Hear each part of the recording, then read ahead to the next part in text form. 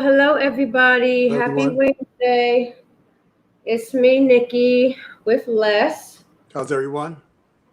Hope everybody is doing well. I told you guys from the get that this was an organic show, and Nikki's not feeling it today, and I'm not going to hide that from everybody.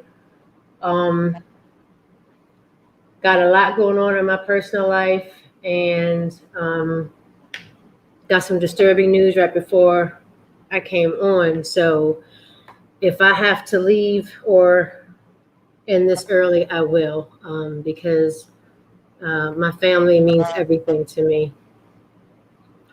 Thanks, Chelsea. What's going on, Chelsea? Appreciate it. So this week, we're going to talk about the second part of voting. We're going to cover the Electoral College and okay, cool. I'm going to cover the Electoral College, democracy, and all that good stuff. And I want to hear from you all. So comment, talk to us as we are going to talk to you guys. So without further ado, let's get into this thing. Okay, so what is the Electoral College? Basically, it was a system put in place by our founding fathers to balance out the interests of high and low population states. So I guess back then there were states that had more population than another. So they were trying to figure out a way to balance it out so that everybody's vote was pretty much counted. All right. So in that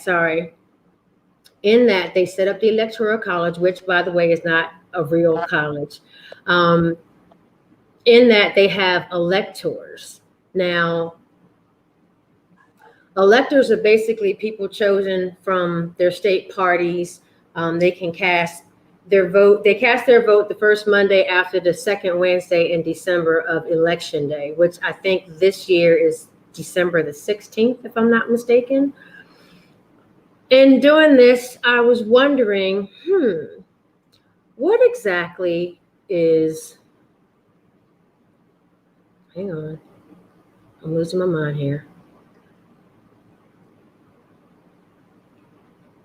Trying to figure out, well, how did it, with electors and these electoral college vote, how does it add up? Basically, there is a electoral college vote for every U.S. representative and every U.S. senator in each state. So, for example, New York has 27 representatives and 2 senators. So New York has 29 electoral college votes. South Dakota only has 3 because they have 1 U.S. representative and 1 U.S. senator. So based on whatever state you live in, it will determine how many electoral college votes you actually have. And here is a map of, well, not map, but a picture of the swing states, which are basically states that these are battleground states. So they can be won by either Democrat or Republican Party. So I know you hear people say, oh, well, he's trying to get this swing state. He's trying to get that swing state. That's basically what it is. And these top 11 are the key states. So you hear them talking about Pennsylvania and Ohio and Michigan. That's because these electoral votes are high. Whoever wins California gets 55 off the bat. Texas, they get 38 off the bat. Florida, 29 off the bat. And hypothetically speaking, if one candidate were to win every swing state, they'd have 270 electoral votes. So we talk about electors, and basically after the election is done, the electors are supposed to put their vote in and submit it and on behalf of their state. And excuse me, guys, I got a cough. Sorry. And what happened in 2016 was that whoever wins the majority vote in that state should win the electoral votes in that state. But that's not what happened in 2016. So in July of this year, the Supreme Court ruled unanimously that pretty much whatever the popular vote is in that state, the electors have to rule that way. So if you live in a state and let's say Trump wins or Biden wins, the popular vote, the electors in that state are supposed to put in Trump or Biden, whoever wins in that particular state. That Supreme Court made that decision because of all the craziness that happened in 2016 with the electoral college. So with that being said, I have a question. What is democracy? Basically, a democracy is government formed by the people, bottom line. And what is voting? Voting is an expression or an opinion by those said people. So now that we know that, I have one question for you guys. No, I don't have a question, I have a statement. The United States is not a true democracy because of the Electoral College. We don't actually get to choose who we want. If we did, we wouldn't have an Electoral College. They don't want to get rid of the Electoral College. Some states do, and they're in the process of trying to, but we'd have to literally move heaven and hell to get rid of the Electoral College. I'm not in favor of it. I think that the people should have their say as to who they want their president to be. And I want to hear from you. I want to know if you agree or disagree. I want to know if you voted. I want to know how you feel, how you felt, if you have voted, how you felt about voting this year. I don't agree with the Electoral College. I think it's a bunch of hogwash. I think we need to get with the sign of the times. Personally, that's my opinion. This isn't 1787. This is 2020. And I think that if we are a true democracy, people keep saying that democracy is at stake, but honestly, did we ever truly have a real democracy in this country? I mean, people keep asking these questions like we actually had a say. And in my opinion, we haven't. Les, I'd be interested in hearing what you have to think on that. Well, I don't believe that we are a democracy. I don't really think that we really have a say, to be honest with you. And, I understand the need to vote. But at the same time, the way I think about or feel about voting is a little bit different. I don't believe that we actually choose the president of the United States of America. I don't try to talk anybody else out of voting. That's your right. That's your civil duty. And if that's something that you want to do, embrace it, go for it, and do what you need to do. I personally believe, as though based on the last election, that, with Hillary winning the popular vote, but because of the Electoral College, things shifted. So, and not that I'm a conspiracy theorist, but there's an aspect of me that believes that the president of the United States of America is selected and not elected. Okay, kind of along the lines of, what I say. So if the U.S. were to get rid of the Electoral College, how would you feel about that? I would vote. Not saying that I don't vote, because I have voted in the past. But I don't think the powers that be would allow for the population to decide who's going to be the leader of the United States of America. I also believe that this is a corporation and that certain people are chosen for certain times such as this, for the grand scheme of things. So it's hard. I'll be honest with you. I mean, I went to bed, last election, very dissatisfied. And not that I was a Hillary fan, because I'm not, and I wasn't, and I'm not a Donald Trump fan either. But going into it, I think that we thought that it was just something to do for him. And that I don't even think he thought that he would win. But I went to bed like, I can't believe that he allowed her to beat him. Excuse me. She allowed him to beat her. And when you look, she won the popular vote. But the Electoral College comes in, decides that it wants to do what it wants to do. And next thing I know, we wake up to Donald J. Trump being the president of the United States of America. So get rid of the Electoral College. Let the people's vote matter and count. And I'm pretty sure you will have a lot of people more interested in voting than you do now. Well,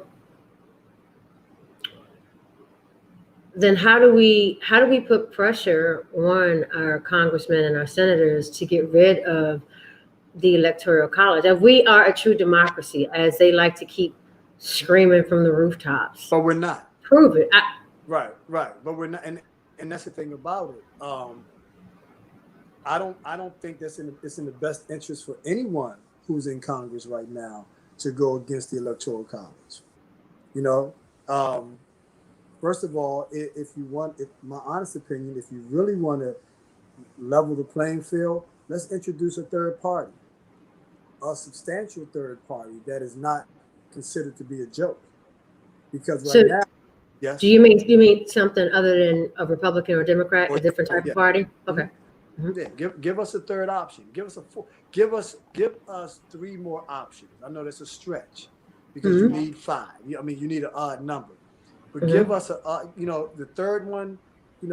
They treat the third one like it's a stepchild. So give us a third option and give people an opportunity to vote other than Democrat or Republican. But doesn't that mean, hypothetically speaking, if we've got Angela Davis, let's say, for the third party, Angela Davis would have to have a whole heck of a lot of money in order to make a dent in it. Once again, you open it up, like I've been saying for the last 2 podcasts. It's all about money. Ain't a damn thing funny. You got to have a con in this land of milk and honey. Because the thing about it is to me, it's like a pageant. She who raises the most money is the winner. That's how I look at it. Okay. So I want to hear from you guys. How are you feeling out there about this election, just in general?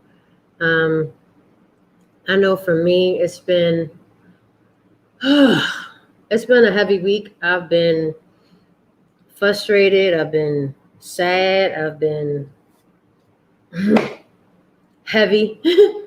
Like I said when we started this thing, this is organic. I'm not gonna sit on here and pretend that everything is all rosy and fuzzy and I'm feeling great. I want to know how you all are feeling. So comment, let me know how you're feeling, what you're thinking, what your opinions are. Nikki, may I jump in for a second? Sure. When Donald Trump was running for the first term, and prior to that, you heard different conversations that came out. He'll grab women by the,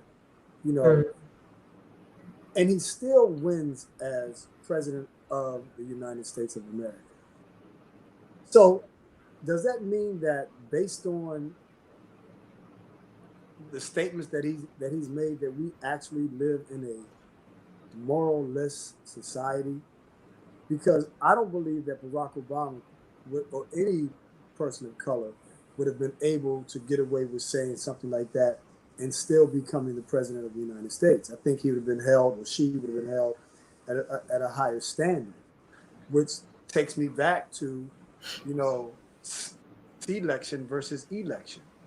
You know, it's very difficult, you know, right now for me to think about, you know, this country and how we're being represented, and you know, from the tweets to the comments to the disrespect, even the disrespect, you know, within his own party, the things that he said about John McCain, um, the things that he said about Ted Cruz. You know, it's kind of hard, you know, when you have someone who states and says those things, but then is a representative of this country. So, you know, yeah, I would love to hear some feedback in terms of, you know, the voting process, you know, what we think about the Electoral College, you know, how we feel about having this individual represent us at this time. And everyone is saying that the United States of America is a laughingstock. You know, that other countries are looking at the United States and just shaking their head. And it's amazing that some of the things that have actually been said and some other things that have actually been done in this administration, you know, and go ahead. No, I was gonna ask if you agree with this, that you can't get everything you want by voting, but you can lose everything you have by not voting. I disagree. I mean, once again, you know, I look at it like this. If things are determined to be what they are, do we win or do we lose? I mean, what what did we lose? Did we win anything by having Donald J. Trump as the president of the United States? Did when I say we, I'll say black and brown people. I'll say people who don't make $100,000+ a year. Did we win anything, or did the powers that be, or the ones who make all the money, are they the winners? I'll have to go with the latter. Yeah. So I mean, what is our vote actually doing? I mean, Well, I think now the circumstances are different. We have a different candidate. And I think a lot more is at stake because we've seen the show before. Okay, we've seen this. So I think with this election, a lot more is at stake. I think healthcare is at stake. I think a civil war is at stake. There are a lot of things that are at stake in this particular election, and you know, I am. I was thinking because you know the Supreme Court in Wisconsin ruled that, I think it was the Supreme Court ruled that in Wisconsin, if your ballot isn't received by midnight on election day, that it doesn't count. So I chuckled and I said, you know, you've got these whites out here who are crying about their civil liberties are being trampled upon because they have to wear masks. And I'm like, your civil liberties are being trampled upon by the Supreme Court and you don't even realize it. Right. Right. This doesn't just affect Black people. It affects whites. And, you know, you want to get mad about wearing a mask when people are trying to save your life, but yet you've got the courts deciding that your vote doesn't count if it doesn't get there by midnight on election day. Right. So I just thought that it was real interesting how I feel that the people that think that mask wearing and the virus is a joke, but their civil liberties are being taken away right in front of their eyes and they've got nothing to say. I mean, I've seen some of the commercials where women are going crazy. They're losing their mind, you know, and I go back to, if you feel as though your civil liberties are being taken away, go have a conversation with our ancestors. Well, I want to show our viewers something. This is what our people had to go through in order to vote. Voter intimidation was off the rails back in the 60s. They had, I think his name was Sheriff Joe Clark. down in Mississippi just mess with blacks just because all they wanted to do was vote. Edmund Pettus Bridge, Joe Clark. You know, it's just when I say this week it's been heavy, it's been heavy. It's going to get heavier. I know. You know, I know. And the only thing we can do is get prepared for the ride. I mean, it's about to get real heavy out here. You know, let me say this. I was in a gun shop a couple of weeks ago, and I was the only black person in the gun shop. So an older gentleman walked in. He had a suit on, and the question that he asked was, why is there a shortage of, ammunition? Is it because of the coronavirus? Is it because of a potential civil war? And to hear the conversation between one of the owners or the guy working the store and this gentleman was fascinating to me, because I didn't hear not one derogatory comment made about black people or anybody else. They were spitting the facts. And one of the facts was that, they were talking about what's going to happen if Donald Trump is not reelected as the president of the United States of America. What is the turmoil that's going to jump off? This is one of the reasons why there's shortage of guns and ammunition, and I had to throw that in, but I want to go back to what you were saying about our liberties. Mm-hmm. And you can't be upset with people because you know what? You being told to wear a mask, if you don't like it, I got it. I understand that. When I say go back and have conversations with our ancestors, these are the things that we've been dealing with. So Ivy and I had a conversation months ago when a lot of the schools, the independent schools in DC and Maryland in Virginia, were talking about, black at Sidwell or black at Bullis, and how, one of the stories that I read said that one of the teachers, who is white, always calls me by my friend's name, and both of us are black, as though we look alike. I find that to be very offensive. Mm-hmm. So I said, there's no comparison. But then Ivy reminded me that, keep in mind, what we may have called offensive growing up, our great-great-grandparents would not consider to be offensive, But everyone has a right to say that they feel as though their civil liberties are being exploited or violated. We may say there's no comparison. But yes, our ancestors fought for us to have the opportunity to vote. I don't think they fought for us to vote, but have an opportunity to vote. They also fought like hell for us to read and be able to read. So I tell people all the time, if you're going to hold the non-voters accountable for not voting, the non-voters or the voters need to hold you accountable if you do or don't read. Because I don't think the ancestors were out here just fighting for one platform. Right. I mean, if you were educated and you were a slave, you had to keep it a secret or it was death. It was death. I mean, why do people think that it was forbidden for blacks to learn how to read? Because of the knowledge that they would learn from reading. Yeah. They would realize that, slavery was a farce. You know what I'm saying? It just, they would realize exactly what the colonizers were doing. Mm-hmm. So they wanted to keep the blacks ignorant.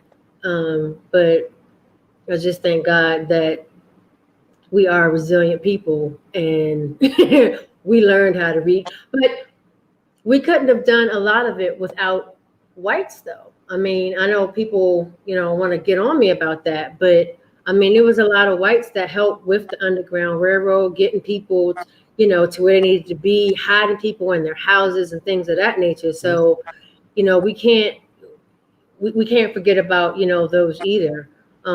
Right. I And don't. Yeah. I'm sorry. Not to cut you off. Go ahead. I'm sorry. no, go ahead. No, go ahead. I don't think that our fight is with. Let's go back.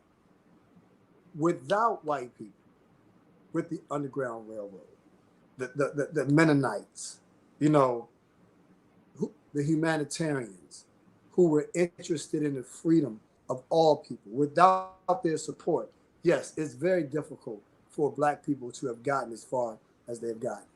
I don't think that the issue that Black people have is with every person that is not Black. I don't think so. I think what we're looking at is because one thing that I understand, I don't care if you're white, if you're Black, if you're brown, Hispanic, whatever you are. If you are not in the top 1%, Mm-hmm. you're getting treated the same way. I think the problem that we're having is that, the powers that be consider Black people in the same way they consider poor white people. You know, so yeah, I mean, Say that again for the cheap for the folks that can't hear you in the back, because I, I don't think that they realize that. yeah, the problem what people are not understanding and recognizing is that the powers that be care less about white people than they do Black people who are not in the top 1%. And if Mm-hmm. Black people will begin to understand, and if white people begin to understand that the fight, we get caught up in so much BS and rhetoric that all of us are getting treated the same way. Yep. Yep. Well, not necessarily. I mean, Black people are getting killed more and murdered more and Yeah. Yeah. executed, lynched. But at the same time, because Dave Chappelle made a very poignant statement when he said, Donald Trump works for me. I'm rich. Every Black person that's out here supporting Trump either have money or they're under an illusion. Just like the same. I was watching something on Instagram the other day, and it was this white guy, and he was talking to another white guy, and he says, "Well, I've gotten so much since Trump has been in office," and he turned around and said, "What has he done for you? You're unemployed and got 2 DUIs." Oh, that was the father and the son. Okay, you saw Yeah, that. yeah, yeah. I saw that. That was hilarious. Everyone needs to see that. It's Yeah. because if you are in the poor states like West Virginia, you know, and you're using an outhouse and you don't have running water in the year 2020, and you're still voting for Trump, If you're in Flint, Michigan, you still don't have good water. and you're still voting for, well, that's primarily for Black people though. But Okay. Right. I'm talking about the ones that are in West Virginia, you know, Okay. down deep in South Carolina. You're ignorant folks, and you don't have running water. You don't have proper education. Yet when you see a person like Donald Trump, you get a lot of hope and self-worth and self-esteem. But the bottom line is, as Janet Jackson says, what have you done for me lately? You know? Well, I will say this. Hey, Ken. I will say this. If you are a Republican and you're voting for this president, keep this in mind. If you let me rephrase this. If you are a Republican who lives paycheck to paycheck and you have been impacted by coronavirus, keep this in mind. The Senate just pushed through a new justice and went on vacation. I will say that. I'm not going to blame the Democrats for not getting this stimulus bill done, because I listened to Clyburn out of South Carolina, and he urged everybody who had something negative to say to go and read the bill. The bill had slush funds for the top 1%. And there are people out here who need money now. And we're not going to fund the top 1% anymore. We're done with that. So he was doing his job for the people of his state, you know. And it's like you said, it goes back to reading, you know. A bill is hundreds and hundreds and hundreds of pages, and a lot of times they slip stuff in there in hopes that all the pages aren't read. But if you're doing your job and you're doing it well, you're going to catch that kind of stuff. And that's what the Democrats were saying, like, you know. But people can come together and pass something to help people. They did it in April, March, April. They did it then, even though it was a little shaky, but they still got money into the hands of people that needed it. So my question is, why can't we do it again? Why couldn't you just duplicate what you did back then again? Why does it have to be, we have to add this person, we have to add that person? Because now it's even more dire, because now you've got people from hotels and airlines who've lost their job. So the unemployment rate is steadily climbing. You know, I just want people to really pay attention to what is going on. A new justice was more important than getting money into the hands of American families who need it. American families who are being put out on the street. Oh, and there's another thing. So the CDC passed a I always say the word wrong because it uses braces, a moratorium on being put out, on being evicted. You have to go to the CDC website to download the form, fill it out, and then give it to your landlord. But people don't know that. So in Ohio, they have legal aid people that are there when people come to court to let them know, you can fill out this form, let us help you. And the judge is working with the legal aid people to give them a continuance to try to keep them in their homes. But that's stuff that you're not hearing about on the news. This is why, you know, it's important to read. So if those who are watching, if you know anyone who is in danger of being evicted, go to CDC's website. You can print the form out. It's only 2 pages. You just have to check certain things off, and you can take it to your landlord. And then I would highly suggest getting some type of legal representation, whether it's legal aid or whoever, so that you're not put out on the street, because it expires at the end of December. And I know that's not a lot of time, but maybe in that time, you know, some things will happen. So it's a lot going on, you know, and I feel sad. I just feel really, really sad, you know, where we are right now in the state of America. It's just sad. So I want to hear from those that are watching, you know, how are you guys feeling? How are you feeling about the election? How are you feeling in general about, you know, everything that's going on?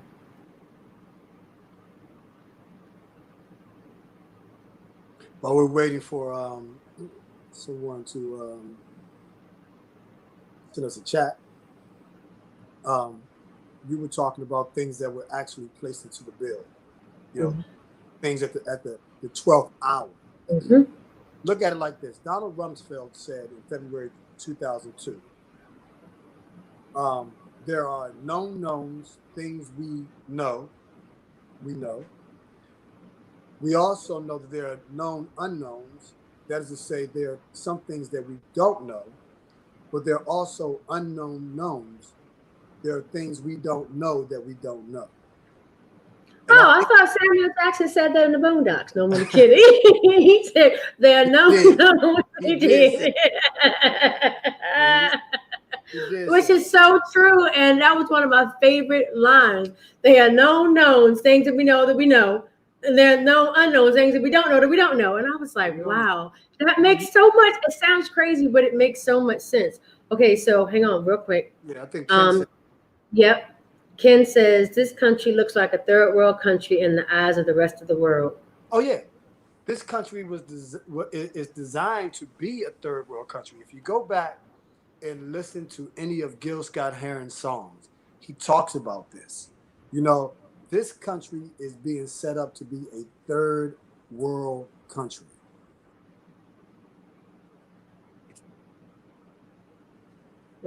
He's absolutely right. We're third world country. And I don't think a lot of people are going to be able to handle it. No more trips. You know, you got to have your passport to go anywhere. Oh, I got mine.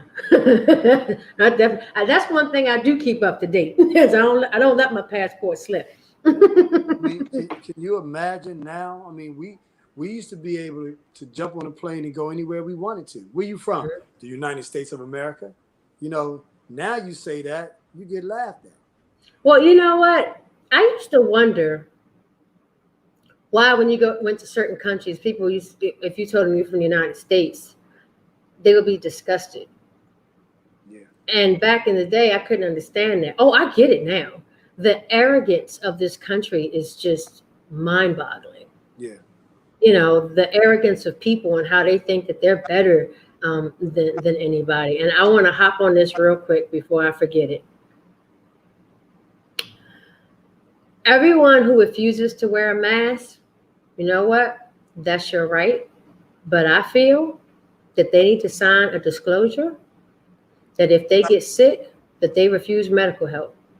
Because we have been told time and time again by scientists and by doctors. Now listen, if you don't agree with the doctors that are on TV, I say this to people. Call your primary care physician, a physician that you trust that has been treating you for forever and a day, and ask them. That is what I say.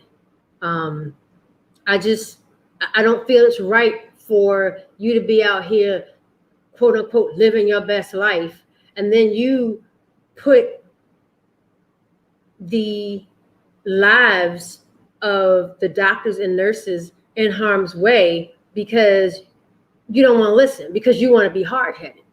You know, it's like a kid. When your parent tells you not to do something and you do it anyway, then you got to go crying back to them. Oh, well, I know you told me to put my hand on the stove, but I did it now. I got third-degree burns. Really? Really? Right. Really? So why do you think I told you not to touch the stove? Because I knew what was going to happen. Sorry, it really irks me that people have this mentality, and then when they get sick, I mean, deathly sick, now they're on a ventilator, like, I should have listened. No, you shouldn't have listened. You should have kept partying and having these big, get-togethers and this, that, and the other. I'm sorry, Ken had something to say. Yeah, I'm reading it now. I like what he had to say. In the terms of the election, the problem that's present is 45. He hasn't earned my respect to say his name, has made it pretty apparent he won't transfer power peacefully. Les, what you got to say about that one? I say this. I think Ken is right. And I keep going back to this whole selection process. He can't do anything that he's not allowed to do. Just like in relationships. You know, the president of the United States of America does not run this country. This is a corporation. The president of the United States is only there to carry out the certain roles in which he's dictated to. Let me say this, because how in the world do we take a person like, and I'm going to hang out with Ken with this one, 45, right, who's gone from you're fired to being the president of the United States of America? How do we go from Ronald Reagan being an actor to him being the president of the United States? So he's doing everything that they want him to do. If you go back and you watch, or not watch, but look at the cover of the movie The Godfather, what do you see? You see the puppet. Oh, yeah. You never see who's behind it. He's only doing what he is allowed to do. But that's for any president, though. That's for any president. Correct. Barack Obama on down. So therefore, when all of these things are now coming out and they're saying, well, he didn't do this or he allowed this. First of all, in my opinion, I'll be honest with you, and I take nothing away from 45. I take nothing away from 45. What I will say is that he was selected for a time and period for such a time as this, because you can't have a nice president to come in and do the things that he did. He has gotten everyone in an emotional uproar. You know, he got folks out here tripping on each other. I mean, disagreeing. You got family members don't respect one another because of, well, I voted for him. And it's like, listen, this guy is nothing but a figurehead. If he doesn't transfer power, it's because he's been given a green light not to transfer power. So the fight is going to happen. Watch the person that comes in, introduces an argument, have you arguing, and steps back and watch the people argue amongst themselves. But that, I don't know. For me, I guess I don't argue. I mean, I respect people's opinion because we're all entitled, to our opinion. It's like he was saying, we got to take emotion out of it and look at the facts. So I'm trying to do that. I'm trying to take emotion out of it. Sometimes I do get, when I'm emotional, most of the time it's by myself, or if I'm talking to my boyfriend. Right. But after the emotion is gone, then it's like, okay, let's really look at what's going on. Why am I so emotional? Why am I getting upset? Let me see what, it's like Allison was saying with Wag the Dog. It's a smoke screen. This is going on over here while this is going on over here. You know what I mean? And, it's, if you got these two things and this one's going on, you got to pay attention to this right here. This is the important thing. This is what people don't want you to see. Yeah, these smoke screens are all around us, and people are not. Can't hear you, Les. You went. Say something. People are not being. Okay, I'm sorry. People are not being. We're not seeing clearly about everything that's going on. There's so many different smoke screens all the time, even in relationships. Let's look at it at a different level where we can understand. If someone is complaining that I don't like the way you squeeze the toothpaste, and they blow it out of proportion, is it really about the toothpaste, or is it about a bigger, deeper issue? Mm-hmm. The root. I always tell people you gotta figure out what the root of the problem is. So what is the root? What is the root? Where we are right now with the current administration. Is it really him, or is it the powers that be that's dictating and telling him what to do? Because when he comes out and says things like, I know more about the military than the generals, we know that's not true. We know that's not true. But the crazy thing about it is when you hear, and I'll say white women, and I mean no disrespect, when you hear older Christian Protestant white women who defend him after saying, I grabbed him by the PUSSY, right? And then they say, oh, that was just locker room talk. But does your husband talk like that? Oh, no, he would never talk like that. So why is it acceptable for, well, he wasn't president at the time, so. But why is it acceptable for someone that you would actually vote into office? And the crazy thing about it is Black people are actually harder on their own, because maybe not for Barack Obama, because this was the first time for Black people to have brown representation. Well, we know. Well, I know there was another president who was Black, but brown. Okay. So therefore, maybe there's, and I know Black people that give Barack Obama a pass too on certain on his legislations and things, his policies, because and the problem that I have not only with people with 45 is with Black people with 44, and well, were you more interested in his personality or his policy and procedures? What was more important to you? What were 3 things that he passed? Or what were his 3 laws? Or what was his Achilles heel? Well, I don't know. Well, these are things that you need to know. one of the major problems that I have with black folks is that black folks want to look at the articulation of Barack Obama and measure it up against number 45, right? Mm-hmm. Articulation does not mean that you're smart, and it damn sure doesn't mean that you're dumb, right? So what we need to start looking at is moving away from the emotional aspect of policy. Like when black people got upset with 50 cents. You know what I'm saying?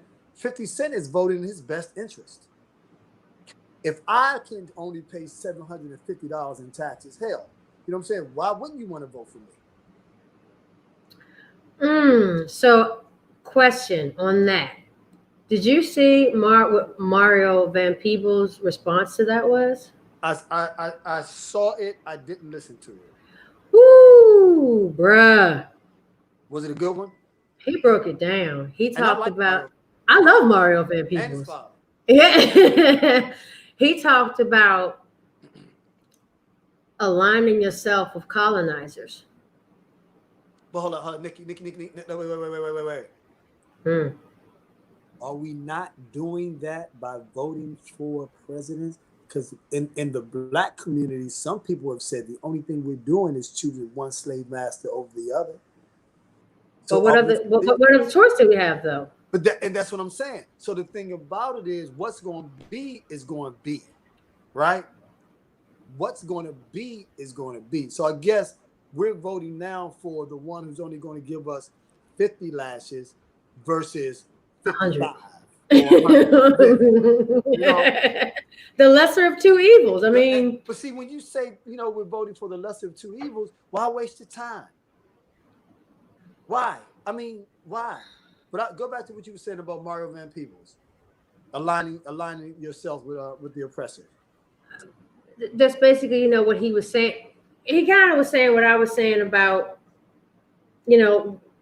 when do you choose human life over money? He said, I understand and I get it. Right. But there's so many people who are in need right now. And it's just, he said, I don't have that kind of money. He said, I wish I did, but,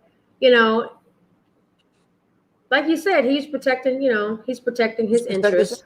Right. He's protecting his interests. He's protecting his interests. And that's what we need to vote our interests and protect our interests.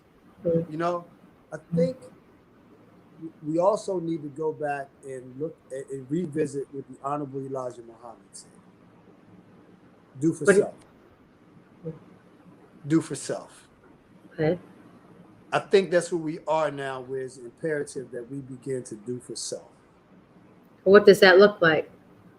We want to our viewers, we want to know, if you agree with what we're saying or disagree, we want to hear from you. So throw your comments up there. But what does that look like, Les? What does doing for self look like for the Black community? Number one is taking responsibility for your actions, for your thought processes. How you go about. Let's start with the family. We know education is very important. Yes, it's very important. Number one, I think, because as an educator, in my opinion, not in my opinion, my fact, we don't need to send our kids to school not knowing anything.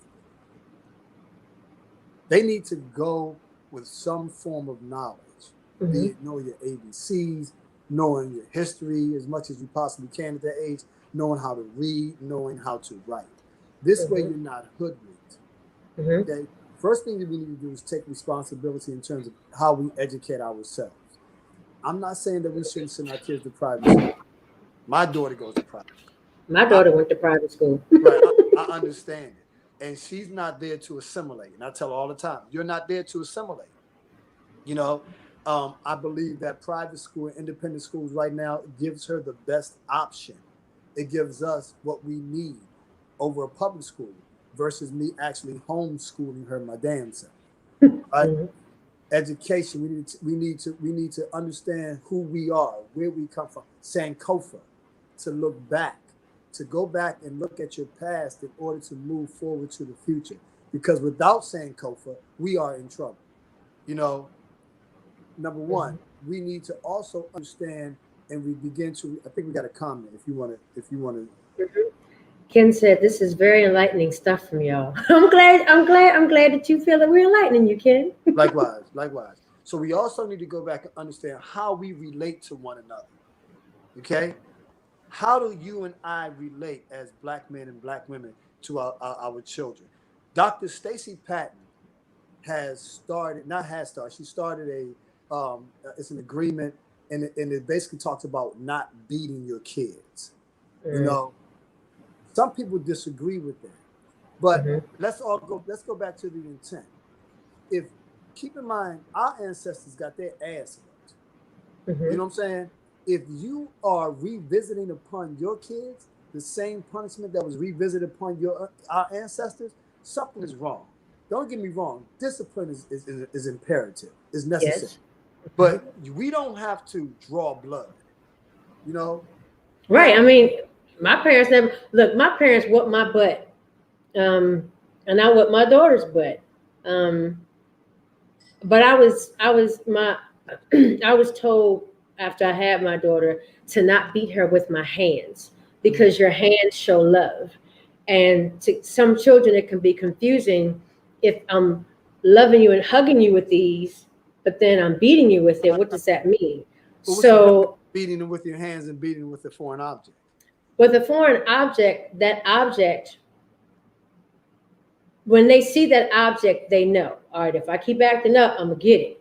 Now, with my daughter, she was good. If I showed it to her, she straightened right up. No problems. But look at the intimidation factor. Look at what we're using. It's like Cat Williams said it the best when he saw that rope. He said, Black people ain't intimidated by no noose, by no rope. You know, you come on one day and you see that someone has hung a rope on your door. You know, we're to the point now, we're not necessarily intimidated. It's ludicrous. You know, that someone would still put some shit like that up on your door. It's just like nowadays when white people get mad and the first thing they do is call you nigga. Have we not evolved to the point that we actually think that the word still affects us? I laugh. My grandmother taught me words only have meaning words only have power when you give a meaning. Yeah. So I mean, I've after my Black spasm, I've laughed at people, you know, calling me that. It's okay. Well, it lets me know what your ignorance is, because you truly don't know what the true meaning of the word nigger means. Right. It means an ignorant person, and you're acting like what you just called me. Or you're acting niggardly, which is stingy. You know what I'm saying? I mean, my response is when being called a nigger like your mother. You know what I'm saying? That's how I deflect. Your mother's a nigger. You know what I'm saying? You know, and it's like, yo, and see, if I call you a nigger, I ain't talking about Black people. I'm talking about everybody else. You know what I'm saying? But to use force sometimes to discipline is not always the best solution. And I think it's Ken Blanchard. He wrote a book called Well Done, WHALEDON. And he talked about how they trained whales in San Diego and SeaWorld, right? Mm-hmm. What do you do when a whale does not obey a command that you give them, that you've given to them? Did you beat that whale? Hell no. No, you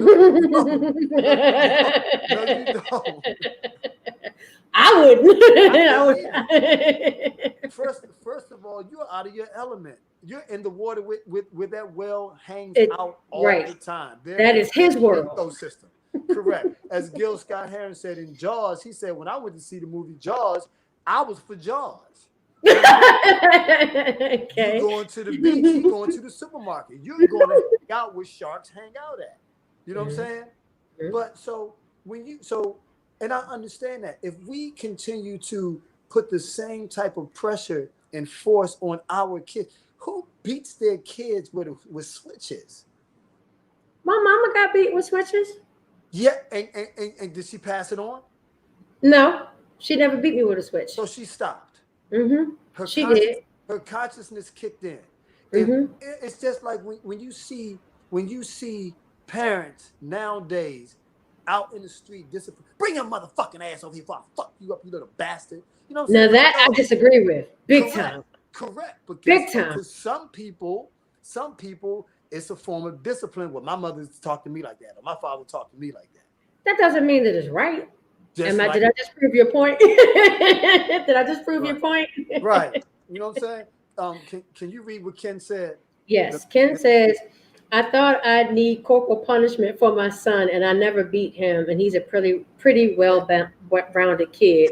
And hey, Yolanda. So Yolanda says, I got beat. Well, she says beat with the switch once, and it scared me straight. Well, let me ask you this, because I was always taught that you beat your kids because you love them. Wait, and you don't want them to turn out a certain way. Now, that comes with a story, because I didn't give my daughter everything. You know, she was 16 before she got her first cell phone, you know. And I told her that, she said, well, you know, she's 9, and said, well, my friends have an iPhone, an iPad, and this, that, and the other. And I said, I felt like parents did that to placate their kids, because they're too busy the parents are too busy in their wrapped up in their own lives. I said, I talk to you, I take you out, we spend time together. And as she got older, she realized that what I said was right. She was like, Mommy, you know, I was telling my friend that you and I were talking about blah, blah, and blah. And they looked at me like I had 3 heads. Their parents don't talk to them. Why? Because they've got the iPad, they've got the iPhone. I've given you everything, leave me alone. I didn't raise my daughter that way. I raised my daughter talking to her, wanting to know what was going on with her in her life, school, friends, all that kind of stuff. And I think in the Black community, we get away from that. You know, we want our kids to have everything that we didn't. And there's nothing wrong with that, but you got to give it to them in moderation. Because if you give them everything at one time, what do they have to look forward to? You're showing them at a young age, you know, I'm giving you all this expensive stuff. So now when they turn 13 and 14 and you can't afford that no more, now you got a monster on your hands. That's just my opinion. I mean, I want to hear from our viewers. What do you all think about that? I know you probably disagree, Les. Go ahead. It's not that I disagree. I'm 51. I have an 8-year-old daughter, right? And I try to give her what I didn't have. But one advantage that she does have with me is that she gets the wisdom from me based on my age. So, I mean, we talk all the time, right?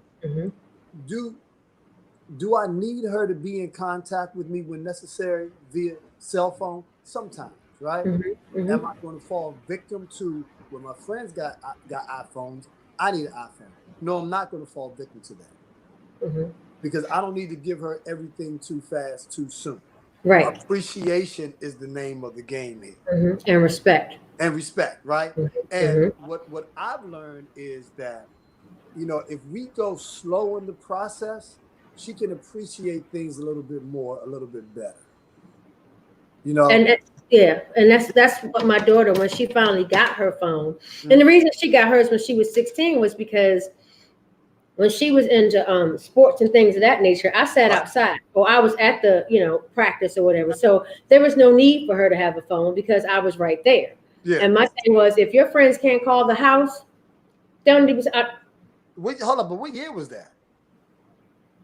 That was like early 2000s. Right. It's 2020 now, right? So things. She's 21 now. Right. Yeah. Things are moving fast now, right? You know. I think what we're looking at now is, back in the day, cell phones were accessories. Now cell phones are a necessity. You want to? Yeah, Darius. Hey, Darius. Darius says, I said this once to some parents. We spend so much time trying to give our kids what we didn't have that we tend to forget to give them what we did have. Ooh, no, Darius is a coach. Darius coaches college ball. Give him a star. Give him a star. You get a star, Darius. You get a star. but he's 100% accurate on that. You know, anything that we do based on a deficiency is not going to be cool. It's not going to be cool. Let me tell you. Let me tell you what my daughter has for lunch. One day she has sushi for lunch, right? I know she likes sushi. An 8-year-old that likes sushi, y'all. Right, and knows how to use the chopsticks. Why does she have this? Why does she have sushi? Right. This is one thing that she's not going to have to contend with: the embarrassment of not having. Okay. You're gonna now keep in mind you're gonna have a decent lunch. Okay. You know, now when I make her lunch, I treat her like lunch like it's some gourmet shit. You know what I'm saying? you know what I'm saying? I mean, look, I'm in that like I'm in there cutting shit up. You know what I'm saying? You know, so because what you don't want to do, let me tell you something. When we were growing up, my twin sister and I, we used to have field days, right? We used to have crabs. Oh, you know what I'm saying? Yes. You know, but keep in mind, but there are times in which we didn't have a whole bunch of good food. I mean, we had the basic shit. You know what I'm saying? You know, and the reason, I mean, you know, the vulgarity comes out sometimes. I'm just thinking about it, right? So with my daughter, it's like you go to independent school, right? And it's not a predominantly Black independent school, right? So I'm not in there competing with you, and I'm not going out buying you anything special. And that's the thing about it. When you don't have a separate menu or grocery list from what we have in our house, we do eat sushi. You know what I'm saying? But I want to make sure that when she opens up, and some days she doesn't even know, when she opens up their lunchbox, the kids are looking at her like, damn. Okay, Friday. Because what happens is when you are going to school and your clothes are raggedy, or you got hand-me-down that's been hand down, right? That has an adverse effect on your self-esteem. So does she need a cell phone right about now? No. If she gets one, now hopefully we can hold out until she's 16, 8 more years from now. But the way things are going now, it may not even be possible. But keep in mind, cell phones will never, are not, to me, it's not, and if you're spending $1,200 on the phone and that's your business, the iPhone, if that's your business, make sure that it is a necessity and you know how to write it off versus an accessory. You know? I think we got enough. Okay. And Yolanda has a podcast too. For all y'all watching, check out my homegirls podcast. It's called Yo Facts. So she says, raising 3 girls, I've never fallen into that trap of keeping up with what the other kids have. They don't necessarily like my decisions, but they respect them. They understand life, but they don't like all that comes with it, and that's fine. True. I get, you know, I get it. Yo's been my friend. You know, she's been there since my daughter. I've known Yolanda 12 years now. So my daughter was like 8 or 9 when we met. You know, we talked about, you know, this with, and Yolanda has twin girls too. She's got an older daughter and she's got twin girls. Big up to the twins. Yes. For those who don't know, I lost my twin sister to brain cancer 2 years ago. Oh, I'm sorry. When it comes down to twins, man, they hold a special place in my heart. But go ahead, I'm listening. So we talked about this, about what to give them, when to give it to them, and it's that balance, and and it's like I said before, we get so wrapped up into giving these kids all of these things, and we forget to give them that one important thing, love. What? LOVE. No. Come on, Nikki. Come on. No. What I mean by that is. Can we talk about what's the word? Gene. Yes. Growth, enhancing, nourishing, and empowering. I told you I could remember it if I made it into an acronym. Mine is enhance, empower, grow, nurture. I call it Gene because I can remember it that way. But the one thing that I taught my daughter is how to love herself. That's what I meant to say. A lot of times parents don't teach their kids how to love themselves. And you have to teach your kids how to love themselves, because if you don't, you send them out into the world unequipped with things. And when kids love themselves, especially girls, when a knucklehead runs up on them and they love themselves, boy, bye. Because they know their worth. They know their worth. Alana has something to say. She says, being in majority space is a great deal growing up. My parents couldn't always give me what my counterparts had, but I never felt less than I knew that I deserved to be there. Self-esteem isn't about things. Exactly right. And my daughter, she understood that the older that she got, because my house was the fun house. All the kids, I got more kids than I can count right now. All the kids called me mom, and they always said, Miss Nikki, I wish that my mom or my dad would talk to me the way that you talk to me. Right. Because I was investing in them, and I think a lot of times as parents, my daughter got out of pocket once, and I told her, I said, who do you think you're talking to? I'm not your friend. I'm your mother. Right. We can laugh and we can joke, but you will always respect me. I think sometimes kids get it twisted, when you spend a lot of time with them, and you laugh and joke with them. But when she went off to college, she was telling me about the boys that she was meeting and stuff. And that's what I wanted. I wanted her to talk to me about that. Been there, done that, kiddo, and she had questions about, well, mom, what if a guy does this? Or what if a guy does that? We talk about it. How do you feel about it? And I think that it's important that we talk and engage with our children. Right.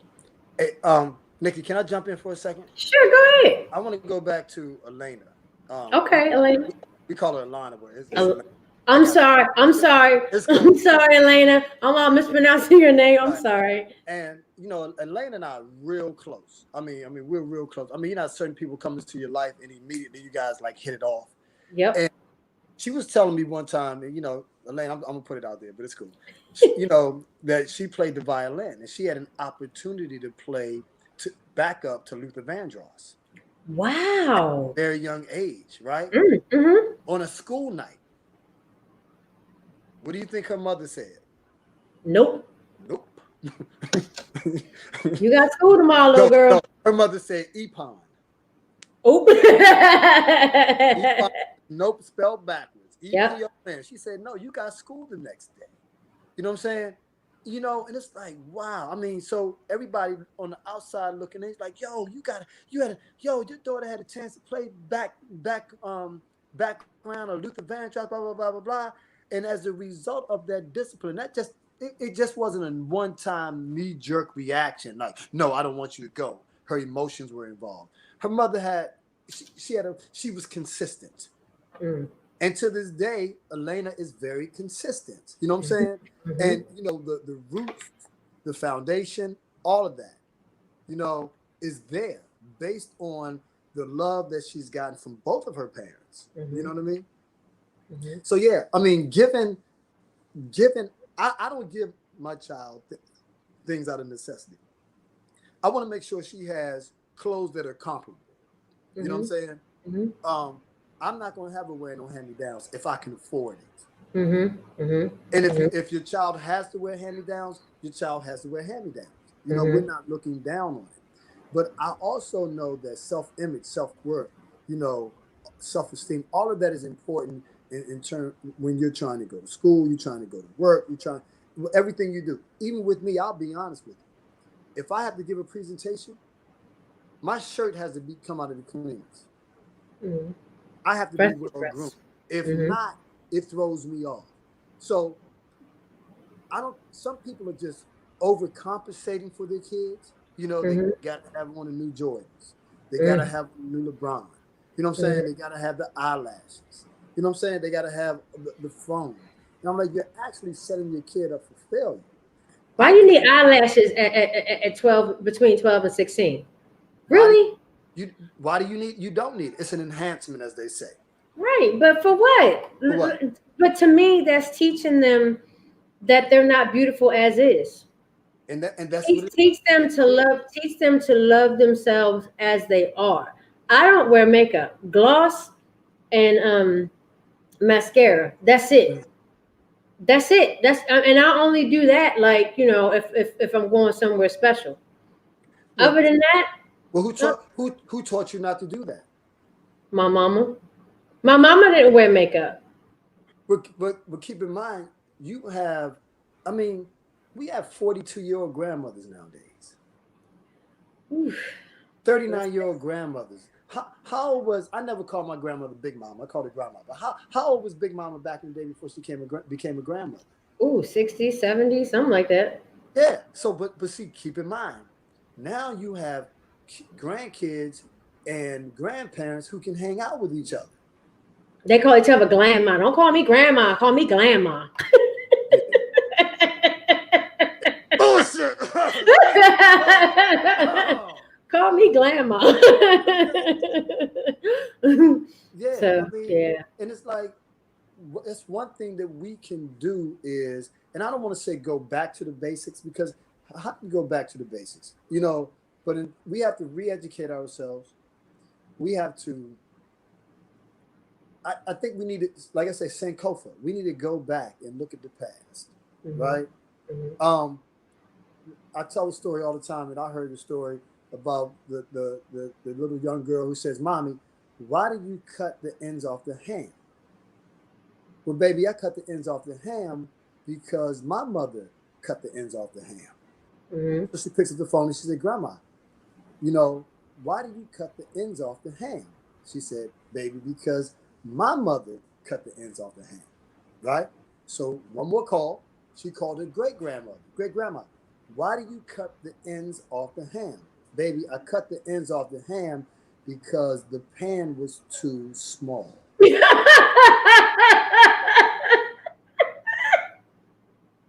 You get it? Yeah. Now, let's look at that in reverse. Okay. Let's look at that in reverse. So there's certain things that we picked up based on our parents, grandparents, and great-grandparents doing that weren't beneficial to us, because we could have just got a bigger pan, right? Right. Right. But then let's go back to Elena's mother, right? Who had the wherewithal. Maybe she didn't know who this Luther Vandross character was. I'm not saying that's the case. You know what I'm saying? But maybe she understood something moving forward, that the discipline that you had. And one thing I'll say about Elena, she's disciplined to me. Her no's are no's, her yeses are yeses. You know what I'm saying? And she's just not all over the place. So where did that come from? It came from her parents. Instilling those values and the virtue and the discipline and the structure and the self-love and the self-worth and the self-respect in her, that as she got older, that she would not only represent them well, secondary, but she represents herself well, primarily. Does that make any sense? It does. So that's one of the things that we have to do in terms of re-educating and reorienting our kids to what's going on now. You know what I mean? Let me tell you something. That Cardi B song, WAP. Wow. Let me tell you something. And I ain't, you know, I'm not claiming to be this morally correct guy. Ain't no way in the hell I'm letting my daughter listen to that. She's 8. She shouldn't be listening to it. Let me tell you something. I know some 8-year-old. What's the Megan? What's her name? Megan. Megan Thee Stallion. What's the song that she made? "I'm a ratchet. I'm bougie. You know what's happening." I know kids younger than that was singing that song. And I'm looking at the parents like, what in the world are you doing? So here's the advantage/disadvantage that my child has. The disadvantage is she gets wisdom, but not the time. Because I'm not 20. I wasn't 20 when she was born. I was 42. But she gets the wisdom. Mm-hmm. You know what I'm saying? So as she matriculates through life, you know, and because of my friends are older, you know what I'm saying? And one of my mentors is older, we are now working on her as much as possible, going to Georgetown University, and she's only 8 years old.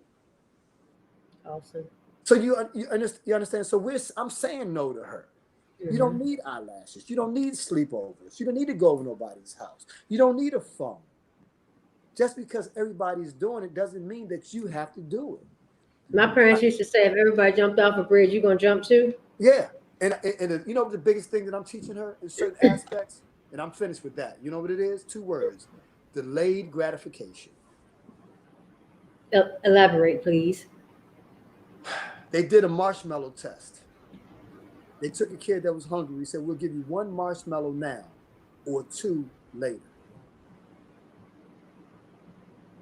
Mm-hmm. It depends on how hungry you are. If you're starving, you're going to take that, right? Mm-hmm. But what happens when you have everything you need and you want what everybody else has? I want her to be able to say, you know what? I'll wait. Let's walk slow and get there faster. The tortoise and the hare. Mm-hmm. The tortoise always beats the hare. Mm-hmm. Mm-hmm. Inch by inch, things are a cinch. Yard by yard, this shit is hard. Absolutely love it. Absolutely love it. I want to take a few seconds to have a moment of silence for this. I want us to say their names, y'all. I added 2 more, Jonathan Price and Walter Wallace Jr. So I'm just gonna give ourselves 10 seconds. These are all the people that died at the hands, I believe from police violence. Well, Trayvon Martin wasn't police violence, but Right. Died at the hands of somebody that don't like blacks, basically. So I wanted to give homage to them, because again, and Sean King posted a video called the tale of 2 Americas, and it was Walter Wallace's murder, and then there was a white guy wielding a knife at police who was taken in without incident. And I actually unfriended someone today. He was a police officer. He's a white police officer who basically was condemning politicians for speaking out against the police who killed Walter Wallace. You know, he called him a career criminal and this, that, and the other. He still didn't deserve to die that way, because if he was white, I guarantee you, he would still be alive. I mean, look at what they did. What's the guy's name that killed the 9 in Charlotte? They were praying. Was Dylan something? You're muted. Murderer. Oh, okay. Well, that. Like you said, they took him to Burger King afterwards. So if you're not black, you can't speak to what blacks go through. That's what I say. You know, you don't know our plight. You don't know the talk that happens in black homes with their boys and their girls about when, you know, if you ever get stopped by the police. It is a problem in this country, and whoever says that it's not, they're blind or they're stupid, one of the two. And until you're black and you walk a mile in a black person's shoes, you can't say anything to me. That's how I feel about that, and that's all that I'm gonna say about that. But there's an Indian proverb that says, "Granted, I may not criticize my neighbor until I've walked a mile in his moccasins." You can never walk a mile in anyone's moccasins. You can't. I don't know what it's like to be white. Don't want to know what it's like to be white. But until, you know, you can't tell me that he deserved that. He had mental illness, you know, and for him to call him a career criminal, really? That, and I started to respond, but I'm like, for what? Because all it's going to do is fall on deaf ears, you know, and there was no need for me to get, again, I took the emotion out of it, and I was like, you know what? I don't have to see this. That's the great thing about social media. You can unblock. I mean, you can block. You can unfriend. All of that stuff. So yeah, that bothered me today. I want to hop on the cigar thing. So this is a cigar that I'm smoking. This is called the Black Guard. It's out of Miami. It's a Black-owned cigar company out of Orlando, Florida. And it is a Nicaraguan cigar. It has a dual wrapper.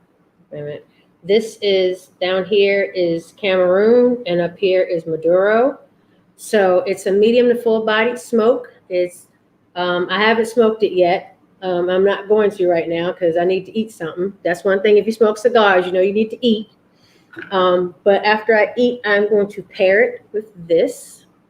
This is Secrets Spice Rum. It is a local company. They are based out of Ocean City, Maryland. I'm not a big rum drinker, but I love that rum. It is actually a white rum with cinnamon, allspice, nutmeg, clove, and crystallized ginger, and it is incredible. Oh my gosh. If you are a rum drinker, Secrets. It is absolutely incredible. It is absolutely incredible. And I actually have some right here, and I wish that you could smell it. It's just, whew, it is so good. And I don't generally drink rum neat, but I actually drink this neat. It's really, really good. So that is my, that is so good. That is my cigar and pairings for today. I just want to thank everybody for chiming in, for watching us, for your support. We really, really appreciate it. I'm going to wrap this up because, like I said, I got some family issues that I need to take care of. And yeah, I'm not advocating that people, smoke cigars or whatever. That's just part of the thing. Because y'all know I'm a cigar smoker. So I got folks at Watts that are cigar smokers. So I'm trying to represent my folk that smoke cigars and everything. This is my way of blowing out the black spasms. Blow it out, blow all that negativity out. It relaxes me. I'm not advocating that you go out and smoke and drink or anything like that. But, generally when you smoke cigars, you have a pairing to go along with it. So that's part of our podcast. So I wanted to go ahead and put that disclaimer out because I don't want anybody saying, Nikki said we ought to smoke. I'm not saying that. I'm saying that I smoke. And those that know me know that I love my cigars. I want to try the one you just described. The Black Guard. Yeah. What were the ingredients again? Not the ingredients. This is it's a dual wrapper. So generally you have one wrapper. It could be a Maduro, a broadleaf, a Connecticut, but this is a Cameroon wrapper, and this is the Maduro wrapper. So you're going to get a different flavor as you smoke it up because the Cameroon is lighter. And I love Nicaraguan tobacco. So that right there set it off for me. I love Nicaraguan tobacco. I like that better than Dominican tobacco. It's just, for me, for my palate, it tastes better. It's a medium to full body. I was told that it has notes of wood, walnut, almond, and a hint of mocha. So I'm really excited to try it. On my Instagram, I'll probably do a review on it once I smoke it. But like I said, I need to eat first because my stomach, I'm feeling nauseous, so I'm not going to smoke. That is a do and a don't for cigar smokers. You never, ever, ever, ever, ever want to smoke on an empty stomach if you're new to the game, because it will make you sick. Learn that firsthand. So I won't ever do that again. But yeah, I'm excited to try that. So yep. And if you want to follow him on Instagram, the name of his company is, and bear with me, I'm sorry, I'm supposed to have this together. The name of his company is Where did he say it was? It's called M4LG, made for legends of the game. And his Instagram is made the number 4 legends of the game, all one word. If you want to follow him, his name is TJ or Tylen Jenkins. I call him TJ. This is his brand. It's his cigar company. So got to support Black owned. Shout out to Todd. And I know I told him that I was going to smoke it, but like I said, Todd, if you're watching, stomach's not feeling too good. But I did want to definitely showcase. This is it actually came, like this. It came like that. But I took the band off. This also is a band. It's a big one, but it looks like it has a Zulu warrior on the thing. Let me turn it.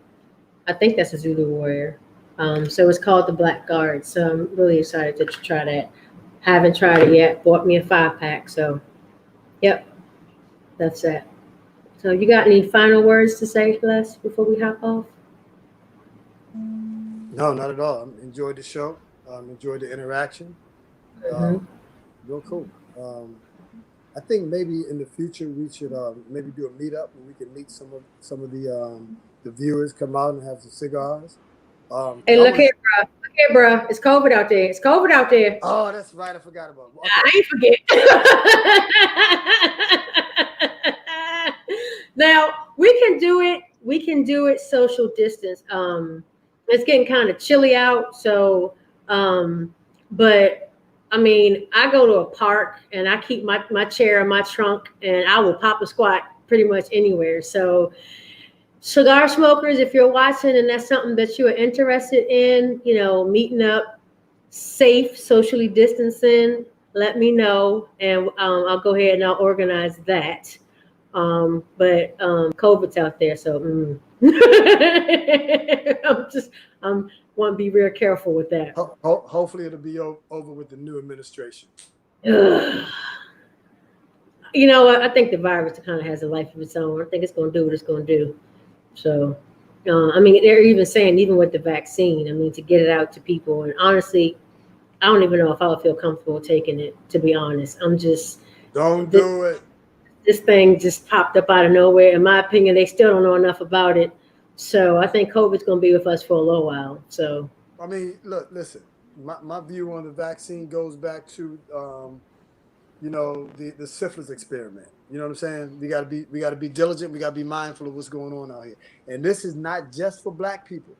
No, it's not. This is just not for Black people. Now, don't get me wrong. Right. I'm shouting out to Black people. Leave it alone. But this is for anyone who does not fit into that class. And for the Black people that actually honestly think that they are a part of the 1%, you're not. You're at the end, because guess what?